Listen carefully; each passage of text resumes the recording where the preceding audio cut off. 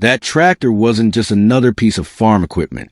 It was my $55,000 investment and the heart of my entire operation. I had spent years saving for it. I never imagined the HOA would drive it away. Every morning, I checked the tractor before heading into the fields. It was powerful, reliable, and built for serious farm work. I kept every document proving I owned it, and I had never given anyone permission to take it. Then Karen Whitmore showed up without warning. She wasn't there to discuss the neighborhood. Her eyes went straight toward my tractor, and I immediately knew something was wrong. Karen told me the tractor violated an HOA equipment rule. I asked her to show me the rule in writing. She said the paperwork wasn't important. That was the first red flag. I showed Karen the purchase documents. The tractor was legally mine and every serial number matched. She glanced at the papers for barely a second. Then she told me the HOA would handle it. Karen stepped away and made a phone call. She kept looking at my tractor while talking. I couldn't hear everything she said, but I knew she was making arrangements. A few minutes later, a transport truck entered my property. I couldn't believe what I was seeing. Karen had actually arranged for my tractor to be moved, and she hadn't asked me once. I stepped between the workers and the tractor. I told them nobody had permission to touch it. Karen simply smiled and said the HOA had authority. That smile made me realize she thought she couldn't lose. Karen told me the tractor would be removed for compliance.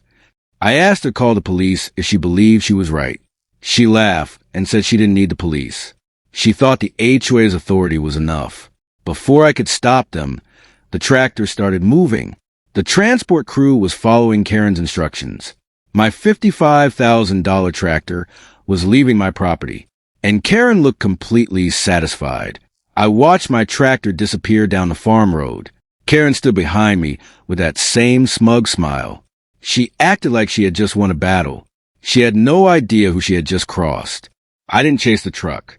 I didn't yell at Karen. Instead, I pulled out my phone and made one important call. That call changed everything. I called the county authorities and reported exactly what happened. I gave them the tractor serial number and ownership records. Then I gave them the name of the person who ordered it removed. Karen's name went into the report. A county police vehicle arrived shortly afterward. Karen suddenly stopped smiling. She had expected the police to support her. She had no idea who was about to step out. The man who stepped out wasn't an ordinary patrol officer. Karen immediately recognized him. But what she didn't know was that I knew him too. Very well. David looked at me and asked one simple question. Jack, did they take your tractor without permission? I handed him the ownership documents. He immediately understood the situation. Karen's smile disappeared when she saw David's badge. She finally realized this wasn't an HOA dispute anymore. David wasn't there to enforce her rules. He was there to investigate what she had done. David asked Karen who authorized the removal of the tractor. She immediately blamed the HOA's internal rules. David told her HOA rules did not automatically give her ownership rights over private property. Karen had no answer. David checked the ownership documents against the tractor information. Everything matched perfectly. The tractor belonged to me, and the HOA had no document authorizing its removal. David told Karen the tractor had to be located and returned. Her smug expression was completely gone.